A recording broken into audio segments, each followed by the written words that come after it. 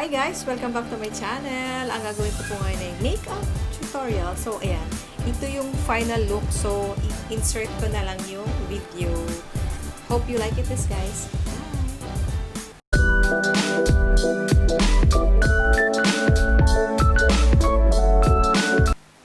Hi guys! Welcome back to my channel. For today, ang gagawin ko po is mag-makeup tutorial tayo ng konti. Very light lang. Yung mga makeup na ginagawa ko for everyday pag lalabas ako ng bahay. And, itapakita ko din yung aking buhok. I'm so excited to share it kasi may mga ginagawa akong mga treatments sa buhok ko na home remedies para at least hindi matanggal yung pagka-curl niya kasi natural curl ko na siya. Natural curly hair ko na siya. So, hinihintay ko na lang na siya umaba. So,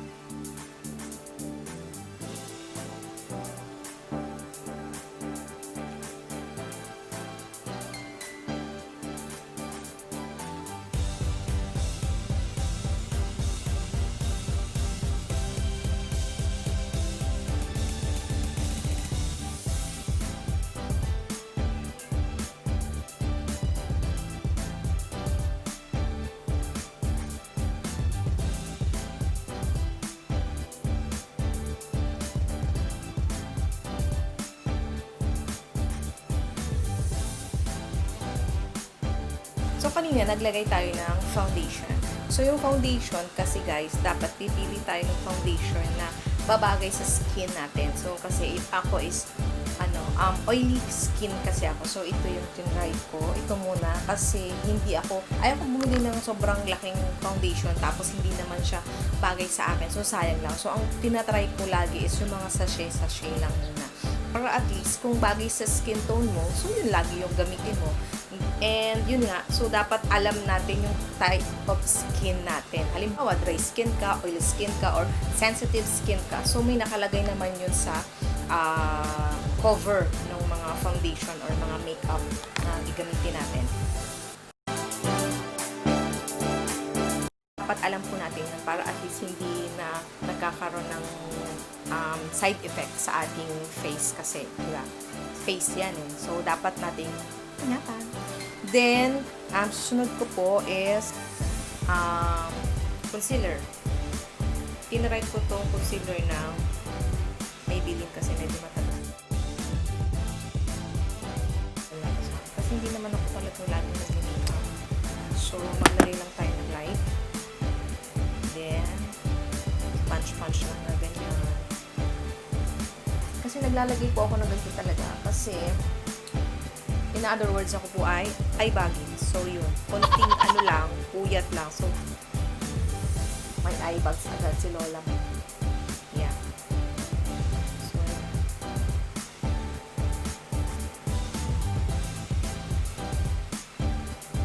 and then, lagyan din natin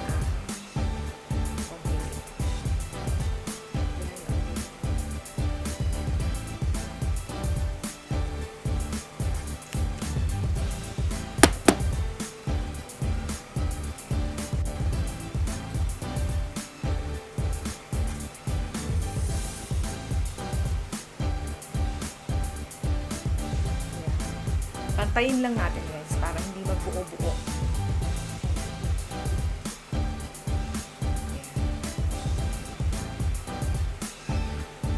So next, powder.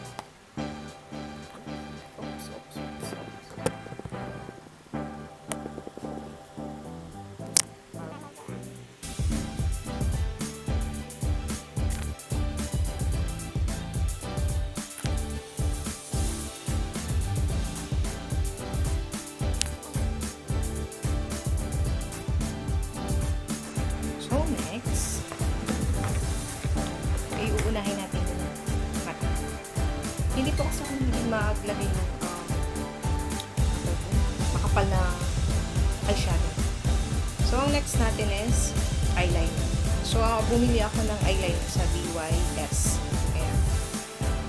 Natry ko siya kasi pang matagal siyang gamit kasi ito daw pwedeng gamitin for 1 month. So, tipid na. So, worth 400 plus.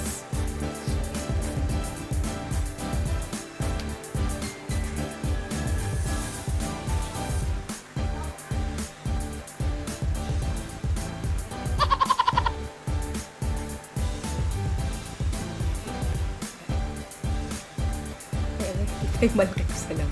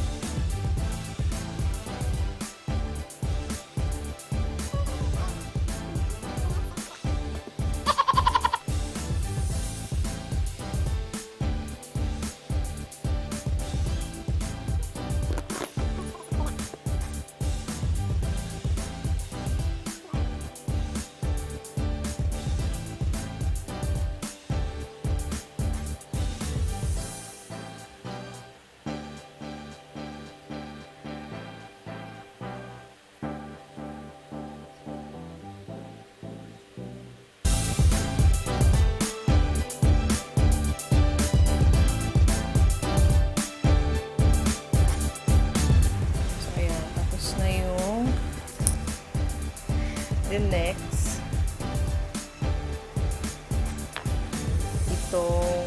bumili kasi ako ng lip and cheeks ng Everblend. So, okay na po. Lagay lang natin sa ating dot lang. And then, para hindi masyado matapang. Diba? Fresh na fresh ang look.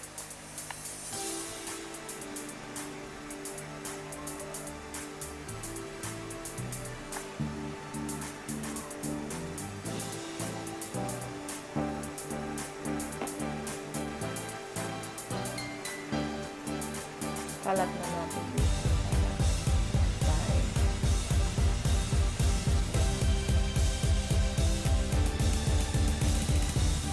Nagdagan lang natin pag medyo kulang or hindi pantay yung chicks.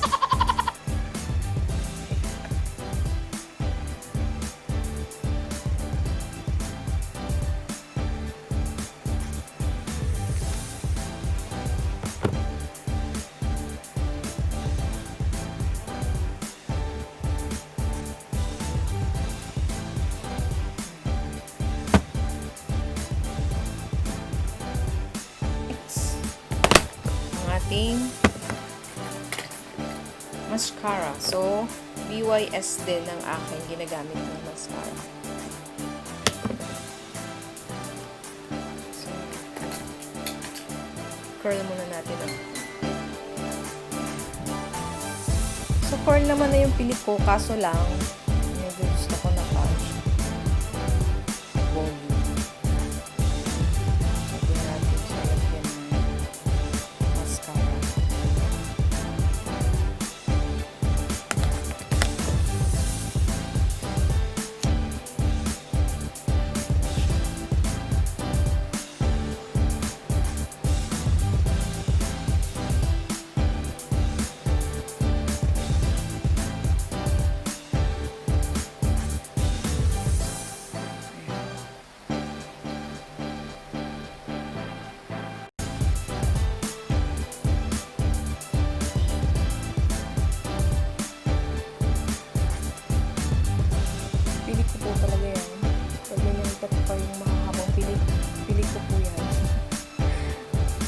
Baka may pagkamalang false eyelashes.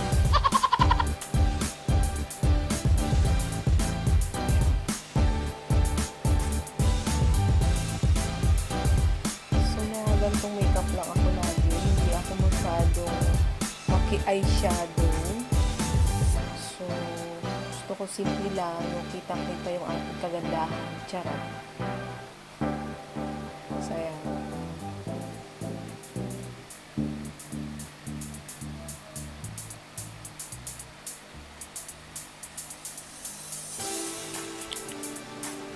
Diba? Pak na agad ang ating makeup. So, next. Hi guys! Ayan, ito po yung ating finished product. So, yan, hindi lang masyadong maganda ang ating ilaw. So, yan, maganda naman siya kasi ano lang siya, tama lang yung makeup. Hindi masyadong makapal. And, hindi rin kasi ako masyadong ma-eyeshadow. Hindi ko makapal mag-makeup. Ganun. Simpleng makeup lang ayos na. So, ito po yung aking curly hair. Ayan. So, ayan. Natural curly hair na po ito. Kaya hinihintay ko lang siya humaba para at least hindi siya mag-dry kasi once na pina-reband mo na tapos pina-curly hair mo pa. So, mas magdadry yung buhok mo. So, pagpuputol-putol sabi dun sa salon. So, hinayaan ko na lang na humaba yung aking curly hair. So, konti na lang. So, ayan.